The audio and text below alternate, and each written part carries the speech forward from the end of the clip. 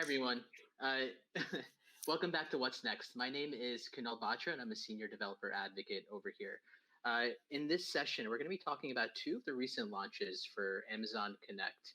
I'm joined by two of the service team members here. And the first service we're going to be talking about is customer profiles. So what we're going to do first is have Shobit introduce himself, and then from there, we'll dive a little bit deeper into customer profiles. Why don't you begin? Yeah, thanks, Kunal. Hey, everyone. Thanks for tuning in today. My name is Shobit Gupta, and I'm a senior product manager with Amazon Web Services. And on December 1st, we launched Amazon Connect Customer Profiles. Happy to chat about it today. So let's take a step back. Before we get into customer profiles, can you tell us a little bit about what is Amazon Connect, especially for our customers and viewers who are not familiar with the service? Yeah, sure. So Amazon Connect is a cloud-based contact center experience. And just like any other cloud service, it's a pay-as-you-go model for building your contact center. One of the most scalable aspects of building a contact center on Amazon Connect is that it's highly customizable. It works in all regions, and it works across all industries. And more than happy to cover more about it during our demo. Perfect. Yeah. And so we've introduced a lot of new functionality here at reInvent for Connect, right? Earlier today, we spoke about real time and we spoke about wisdom, some really interesting features. Tell us a little bit more about customer profiles and how does that help the Connect experience? Yeah, absolutely. I think at AWS, we do everything depends on what our customers need. So I think what our contact center customers really asked us that the agents have to spend a lot of time navigating between different applications, right? So let's take an example. A phone call comes in, and as soon as the phone call comes into an agent, the agent is spending time going over different tabs, trying to understand who is calling, what are their names, if they're calling it regarding return of an item, what's the item they bought. And the reason for this is that the customer data today, lives in various different silos. They live in CRM systems, they live in CMS systems, and so on. So what Amazon Customer Profiles does is that it aggregates data from all of these different third-party applications and presents a unified view for the agent in the agent application itself. So instead of spending the first couple of minutes scampering for information, agent can just do their work of providing a better customer experience by looking at the profile in the same view. That makes sense. So essentially, it's a single pane of glass that has information from different types of sources over here. Can you dive a little deeper into what are some of the benefits of having functionality like this for our agents?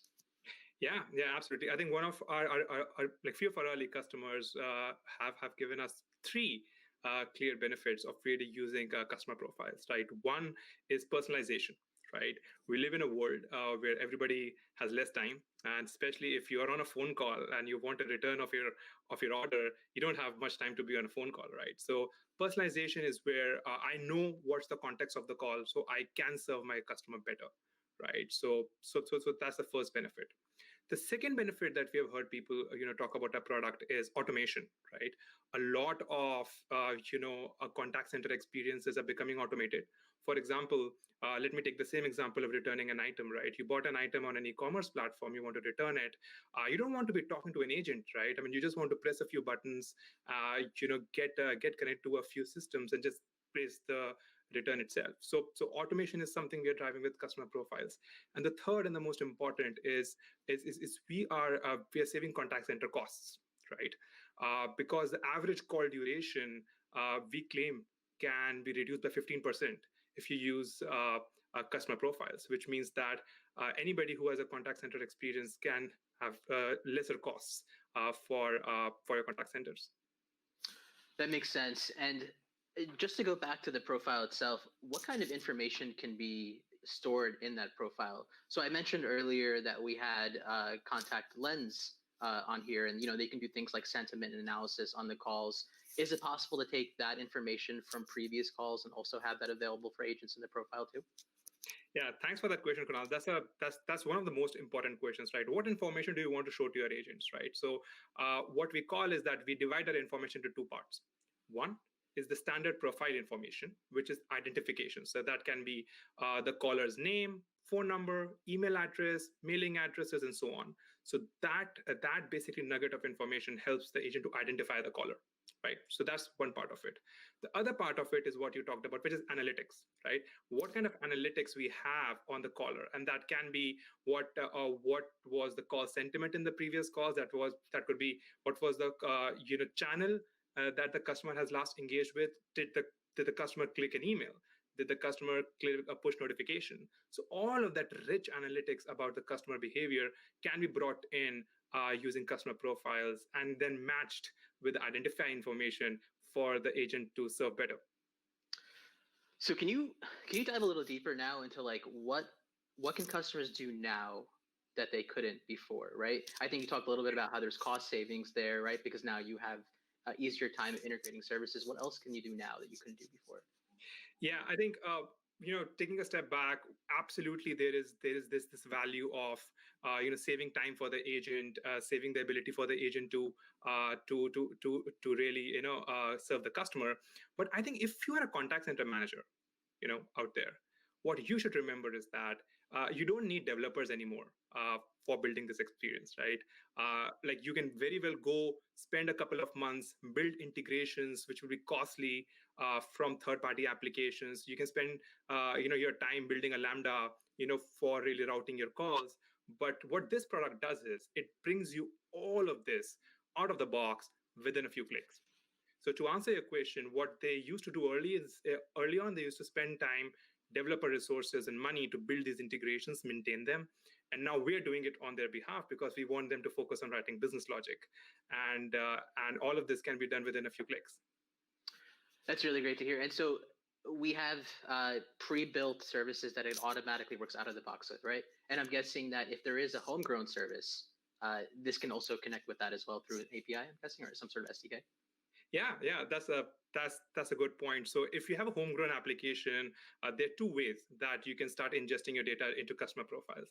One is that you just point your homegrown application to an S3 bucket, and we have the ability to read through S3 bucket and get the data in from there. Like that's one option.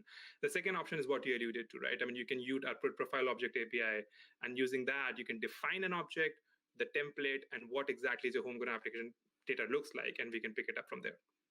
That's interesting. And just curious, how often does that data get ingested into the application? Is that something that we can set ourselves? Yeah, so for our pre-configured connectors, which are Salesforce, Marketo, Zendesk, and ServiceNow, we're working with an SLA between 5 to 60 minutes. Okay. But depending on third-party application, a Salesforce will take 5 minutes versus a Marketo will take 60 minutes. So every 60 minutes, you'll have the new data. For your homegrown application, you can basically define the SLA. Got it. And then now that we're talking about that data, tell me how that works, right? So does customer profiles store that data? Is it still stored somewhere else? Walk me through that. Yeah, absolutely. I think when you're working with customer data, like the first and foremost aspect is that how we're managing this sensitive information, right? So there are three aspects of storage. One is GDPR compliance. So we are GDPR compliant in storing this data across different regions, we support data sovereignty.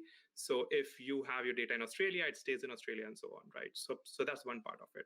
The second part of it is encryption, right? So we provide custom encryption keys. So you can define your own encryption key for encrypting this data at transit and at rest, right? That's the second aspect of it. The third aspect of it is what are the AWS services we're using under the hood?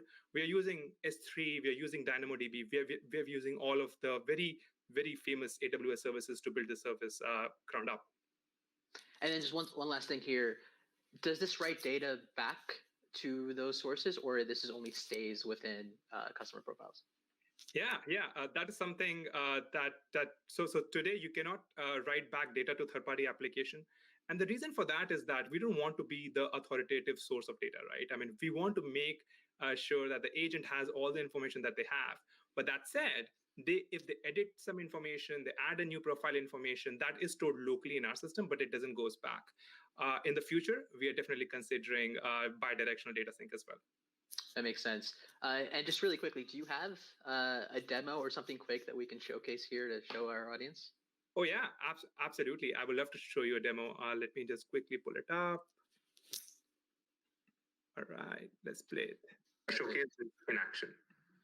I'm placing a phone call to this contact center. Hi, James. Thank you for calling. Your call is very important to us and will be answered in the order it was received. So as you saw in this demo, let me speak to it a little bit. So as you saw in this demo, right, the world is where you get a phone call and automatically we use that phone number for scanning and matching data and showing the right profile in front of you. And as you can see, the first name, last name, and all the relative information is there for the agent to consume. That's great. And then, so it stores everything over here, and this is also where it gets that data from different sources. Is it possible to search the data in here as well in the customer profile? Yeah, I mean, as you can see at the top bar, right, there's a phone number that I've written that is my number that I'm using, but you can use any phone number that you want. You can search data using phone numbers. You can search data using name. You can search data using email address. You can search data using customer relationship number, whatever works for your business, right? I mean, our vision here for customer profiles is to make it very easy for any industry to define the product as per their needs, right? So for a healthcare system, it might be patient number. For a financial and banking system, it might be the SSN number. Depending on whatever key you want, you can search the data from that. Yeah, this is really interesting. Before we move on to the next segment, Voice ID, is there anything I missed here? Is there something cool that we just didn't talk about? Yeah, I think one of the only things that I would like to talk about will be personalized routing. Right. So I think another aspect about the contact center experience is that as soon as the call comes in, right, we would love to have the ability that an IVR system greets the caller by their first name, ask and ask them questions related to what are they calling about today. So if for the builders out there, it's very easy for customer profiles to have personalized routing for greeting your customers from their first name, and as well as I think Atul will talk about contact lens. But you can also ingest data such as sentiment analysis, call transcripts for the right routing decisions using customer profiles. That's great. Awesome. Thank you so much for showcasing customer profiles. So I guess for this next segment, then let's switch over to the next feature with Atul for Voice ID.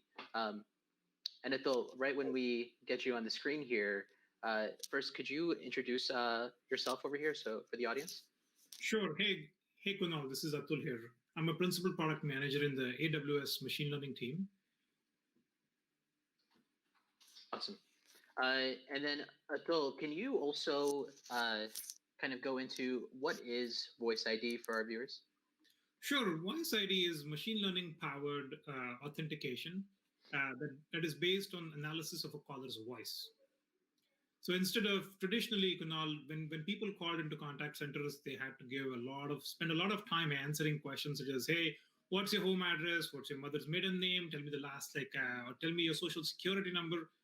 In addition to all this, we basically can now just analyze someone's voice and provide a decision of authenticated or not authenticated. Yeah, that's really interesting because that takes a lot of time, right? Right. Going through that process of providing those different pieces of information every single time you have an issue. That's really interesting. So why should, and I guess maybe I answered that question myself, but why should businesses and customers use Voice ID? Is that the major value add over here? Right. So as I said, Kunal, right, previously, I think the process relied heavily on what the caller knew, right? And I think we're in 2020, a lot of the information that is being asked in contact centers, like, hey, my name, my address, or my last four of my social security number, believe it or not, a lot of this data, or my birth date, right? A lot of this data is either available on social media or there have been numerous data breaches over the years because of which people have access to this data. So like someone can actually impersonate someone's identity based on access of this information. And also it produces a very poor customer experience, right? Just asking someone several questions or having them asking them a one-time passcode, which nobody remembers. The last time I called a bank, they asked me what is my PIN. I'm like, every time I basically end up resetting my PIN because I don't remember it. That makes sense. So now let's put our let's imagine that we are the customers who are calling in and going through this. Can you walk me through the customer experience for using Voice ID and how that works? Sure. So now let's take your example, Kunal. Now let's say there's a bank that is using Voice ID, right? The first time when you call Kunal, you are not enrolled in Voice ID. So what's going to happen is you are going to be connected to an agent. The agent basically does a thorough authentication. He may ask you a few questions. He may send you a one-time passcode on your cell phone, essentially ensuring that you are who you are. That process might take a little time. But then once you're enrolled, and then basically the agent will ask you, hey, Kunal, do you want to opt in into Voice ID? And you say, yes, I want to do that because now I can have more security and I can have faster access next time I call. So once that happens, the agent simply hits an enroll button, and then you continue a conversation with the agent just like regular conversation, right? You don't have to say any specific words or phrases or do anything differently. All you have to say is yes, and that's it. Voice ID in the background captures the conversation. It only requires 30 seconds of your audio to create an enrollment voice print. So that's the first step. The second step is next time, Kunal, you call the same bank again, what happens is usually the bank looks at your phone number and they pull up, they do some lookup in their CRM system, and they know, hey, you know what, it's Kunal. And based on that, they pass Voice ID, customer ID belonging to you. And then basically that tells Voice ID, hey, we need to match against the enrollment voice print corresponding to this customer ID. And we do the comparison. Voice ID does the comparison and provides a result of authenticated and not authenticated. And the result comes really fast. It's less than 10 seconds of the caller speech that is required to provide this result. Okay, so just to clarify this, you have two steps here. You have enrollment, and then you have verification. Correct. Enrollment is takes 30 seconds of just capturing the voice that first time. Correct. And then now for verification, that just takes 10 seconds, and that can be just part of any conversation that you're having with that initial agent. So think of typically in the IVR, when you call back, the IVR is going to ask, hey, what are you calling about today? And you're going to say, hey, I want to call because I want to get my credit card limit increased. And then it's going to say, hey, okay, tell me some more details about you. What's your first name, last name? You're going to say Kunal Batra. And boom, basically we have enough audio. And if we have 10 seconds of audio during the IVR conversation itself, we can produce a result in the IVR. Or when you get connected to an agent, we'll continue to listen to the conversation to capture the 10 seconds of audio. As soon as we have the 10 seconds, we give a result out. Got it. That makes sense. And that when you capture that audio, you compare it against, I believe you mentioned a voice print. Can you talk a little bit more about what a voice print is? Sure. So voice print, think of voice print as just a bunch of like mathematical expressions, right? The voice print on its own does not mean anything. Like it is, you cannot tie back, you cannot use that mathematical expression and go back and say it's Kunal Batra. It is just tied to a customer ID. And that customer ID is just a GUID, right? It's just a set of numbers for us that don't mean anything to Voice ID. So essentially what Voice ID stores is, hey, it stores some mathematical expressions corresponding to a caller's customer ID. That's all. That's the information that Voice ID stores. And then we use that to match. That makes sense. And just to clarify, this is only matching people who have enrolled in the system, right? These people have opted in to enroll in the system. Correct. Perfect. Okay, that makes sense. Voice print, as I said, the voice print on its own cannot be used to identify anyone. Like it's not that, hey, if Kunal is speaking elsewhere, Voice ID will be able to identify Kunal. Voice ID needs two things. It needs to know, hey, you're calling into Amazon Connect. You have opted into the system. And we have an enrollment voice print for you previously. And basically, you are saying you're Kunal Batra. You're basically saying, hey, I'm Kunal Batra, verify me. And Voice ID says, okay, based on your voice, you are Kunal Batra. Yeah, that makes sense. And just really quickly, for other services that we have here, for example, Contact Lens, which we spoke about earlier today, they take advantage of other AWS services to provide some of those smarts. When it comes to Voice ID, is there something else there, or this is kind of custom built to solve this customer pain point? That's a great question, Kunal. So unlike Contact Lens, in Contact Lens, what we did is we used Transcribe and Comprehend, and we also created some of our own secret sauce there. But here in Voice ID, we don't have any equivalent AWS service. We actually invested our own efforts right from scratch to create this functionality for Amazon Connect. Perfect. And then what sort of controls do businesses or contact center managers have with Voice ID? So one of the most important controls we have is this concept of a threshold, right? So there are so the default. So this, we basically have an authentication score. Okay, so the authentication score indicates kind of the confidence of the match between the caller's voice and the enrolled voice. So now the default threshold is set to 90. Okay, which provides a good balance between false positives and false negatives. Now, obviously, businesses can change this threshold higher or lower depending on the requirement.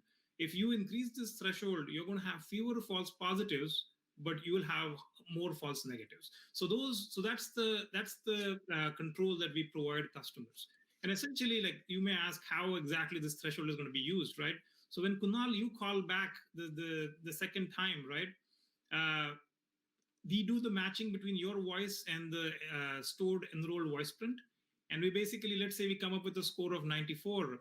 At that point, we compare that 94 with the default threshold of 90. So if the comparison is more than or equal to the default threshold, we give the result as authenticated.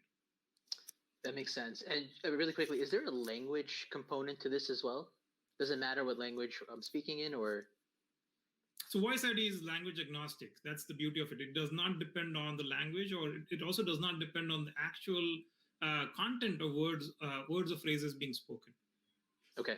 And then also, if someone does go through this Voice ID process, and let's say they're sick or there's some reason why it's going below that threshold of 90, does the system automatically then alert the agent to say, okay, go back to the original way of asking these questions to identify the customer? Okay. Exactly. So if for whatever reason Voice ID does not authenticate you, it's very easy in Connect to route the person to an agent, and the agent can just do a more exhaustive verification process. It's just going to take a little bit more time, but at that point you can complete the regular process. Perfect. And then just really quickly, any quick demo we can kind of showcase here in the time remaining? Yeah, absolutely.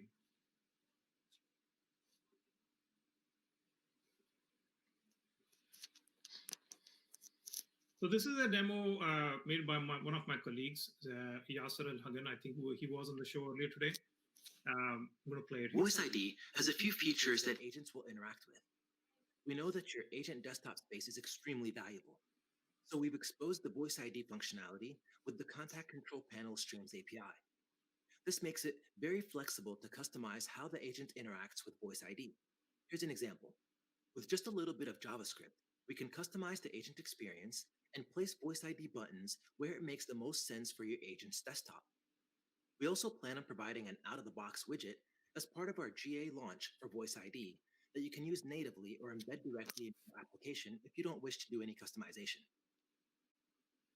Once the contact is connected, the Enroll button will start the Voice ID enrollment process and create a voice print, which takes about 30 seconds.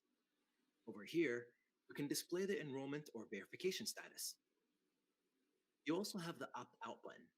This lets Voice ID track that this customer has opted out. Finally, there's an evaluate function that an agent can invoke to authenticate the existing session, meaning any audio that has been collected up until this point, including the IVR. Or they can choose a new session, letting Voice ID know to use audio from this point forward for authentication. Okay, now that I've explained all that, let's take a listen to how this can all come together. I'll call in and attempt to transfer from my savings account to my checking account. The chatbot will confirm I'm calling from a number on file and try to process my request. If the value of my transfer is too high, the chatbot will request additional information and use Voice ID as a second factor of authentication. After I'm done, I'll request to transfer to an agent. Here we go. Welcome to our demo call center, Yasser. How can I help you? I'd like to transfer $5,000 from my savings account to my checking account. Sure, I can help you with that. But that transfer is more than I'm allowed to approve without additional authentication. I see you are enrolled in Voice ID. I need just a little more audio from you to tell if it's really you.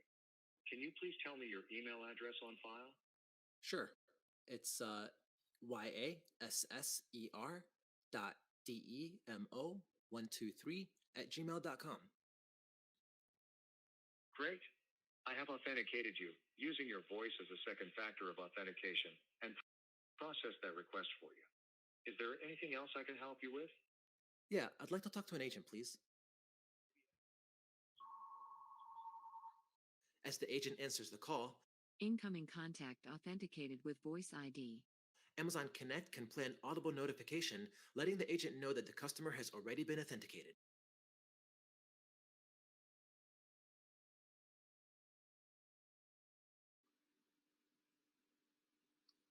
That's a great demo. Perfect. And then if we can just get Shobit on here as well. Looks like we're at time, but I just wanted to thank you both for coming on here and talking about these two features. They were great. Thanks, Kunal. Yeah, thanks, Kunal, for having us. And everyone, please go and check us out and feel free to give us feedback. All right. Take care, everyone. Thank you. Bye. Bye. Bye.